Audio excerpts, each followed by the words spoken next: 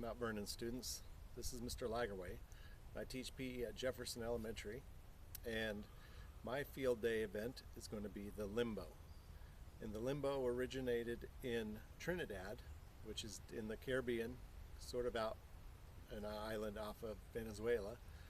And when you do the Limbo, the object of this is to try and go underneath an object, the limbo bar, going forward, and you have to be bending backwards. So you have to be bending backwards and not touching the limbo bar. And you have to do that without touching the floor or the ground. So the only thing that you can touch is your feet. And so I'm going to give you some objects that you can use at home, because I know that not everybody has the exact same things. I'm going to give you some ideas. So the thing we're going to use later, I'm going to show you an example of this, is you can just use, I have a broken shovel, and this is the handle from a broken shovel. So we're going to use that a little bit later. You can also just use a shovel. Two people can hang on to it on both sides. I've got a PVC pipe. I've got a baseball bat. You can hold a baseball bat. You can use a rope. You can string a rope across. And there's a broom. You can also use a pool noodle. If you have a pool noodle, you can use that and hold it across as well. So what you're going to do is, if you have two people, we'll show in a minute, you're going to have one person on this side, one person on the other side, or if you don't have enough people, you can just have someone hold it themselves. And you're going to start by holding the stick higher, and the people are going to go underneath here. And then if they touch it or touch the ground, then they're out. So they have to go off to the side. After you go underneath, you're going to go back to the start, and then after everyone's gone, we're going to lower the stick down. So the sticks are going to go down a few inches, and then they're going to try and go underneath again. Whoever makes it underneath gets in line again, and then you're going to lower it back down even a little bit lower. And you're going to keep going until the last person is going underneath. All right, so you can do this to music. A lot of times people have music when they do this.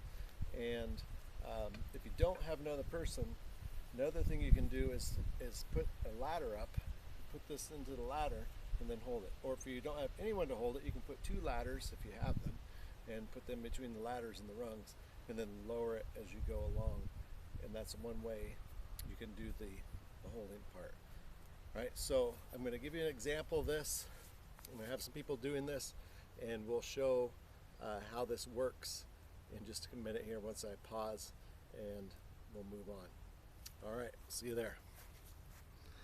Of the Limbo. So the first person is going to go underneath, and then the second person is going to go, and then they're going to get back in line after they've gone through, unless they knock over or touch the bar. All right, so go ahead. All right, next person. So he gets back in line. He did it.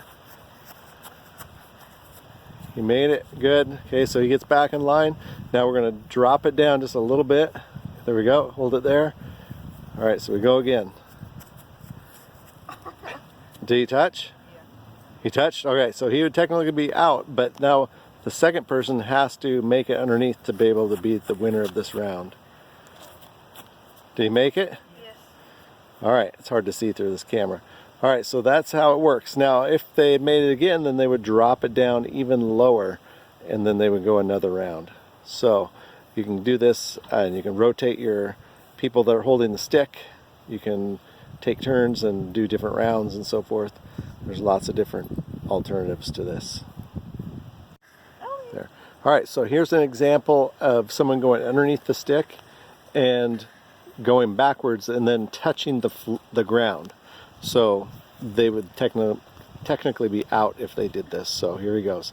He's going to kind of fall over on purpose here.